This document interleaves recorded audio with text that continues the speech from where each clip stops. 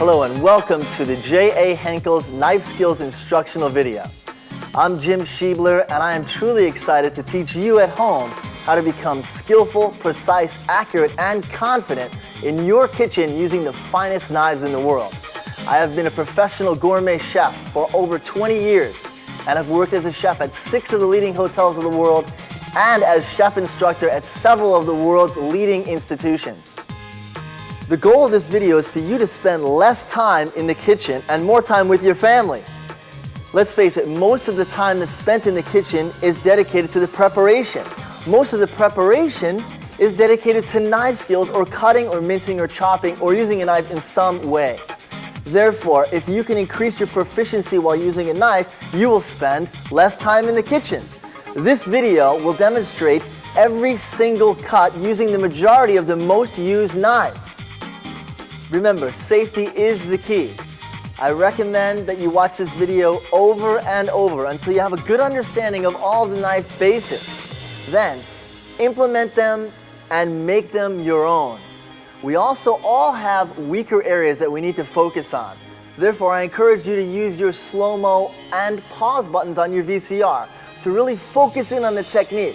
Then immediately implement them and watch your confidence and skill soar. Eventually, you will become one with the knife, which is the ultimate breed of cutlery excellence. We all have this potential to reach this level of cutlery skill, and I encourage you, stay focused, enjoy the journey, and commit yourself. Good luck. Each knife has its distinct purpose, and how we grip the knife determines whether we maximize its usage. I am right-handed, therefore, I will be demonstrating the techniques using my right hand throughout this video. If you are left-handed, simply reverse the techniques. We will begin with the king of knives, the chef's knife, also known as the cook's knife. This knife can be virtually used for 80% of all kitchen cuts. The grip is very simple.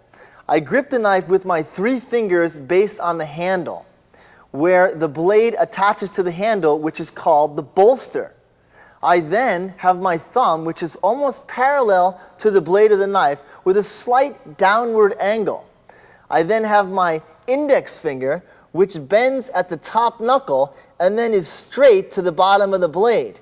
I make sure that the distance between my end of my index finger and the bottom of the blade is at least 1/3 of an inch to ensure safety.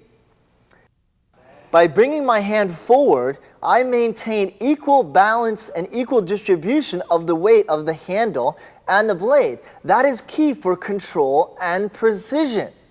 And Henkel's did not overlook that feature. In fact, they have been creating the most superior balanced knives since 1731. I remember when I picked up my first Henkel's about 20 years ago, and it was a magical experience. In fact, I felt that they designed this knife specifically for my hand itself. Let's talk about what size knife you should choose. First of all, there's several elements to consider. First, the size of your hand. The larger your hand, the larger knife you can generally handle. Secondly, the level of skill. If you're an expert with a knife, you can usually handle a bigger knife. If you're a beginner, I would start with a 6-inch or an 8-inch chef's knife. Third, the larger the knife, the more surface area you can cover, therefore decreasing your cutting time.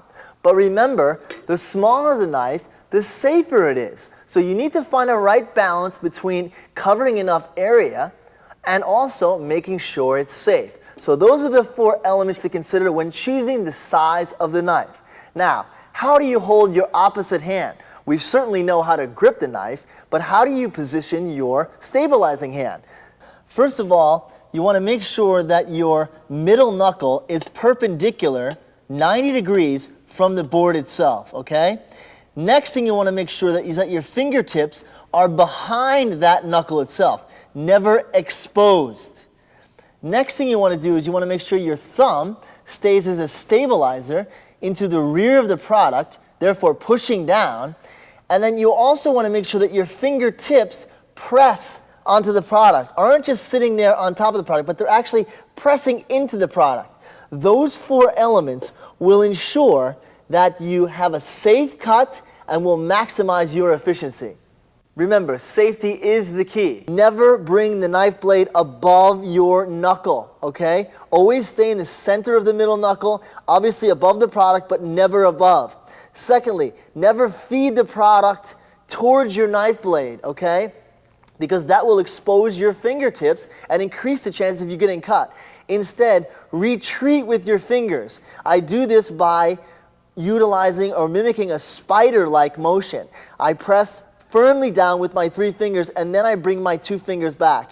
I do it again, I press down, and then I bring it back. So I always retreat. And the final thing is, I always cut with my knife against my knuckle. I never move my knuckle and then move my knife, move my knuckle and then move my knife. I always move it together, and they are always touching. That will make sure that you never get cut.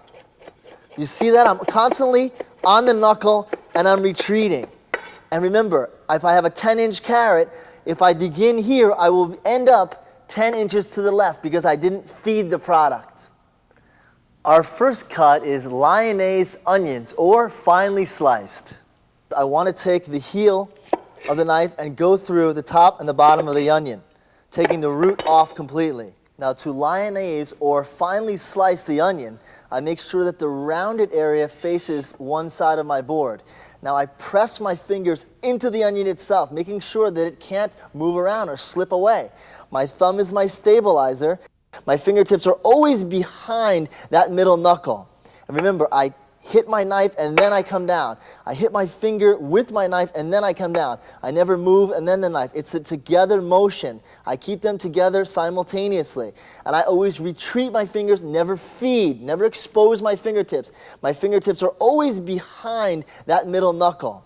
And we use a straight up and down motion on that knuckle. If you notice, I don't move away from that knuckle at all. And now, the height is greater than the width. Therefore, to ensure safety, I turn it over. And now I continue on the other side. And I retreat like a spider with those fingers. Let me do one more. Again, retreat like a spider. Never feed. Never lift the knife blade above the knuckle. Press down on the onion and keep this knuckle perpendicular to the board.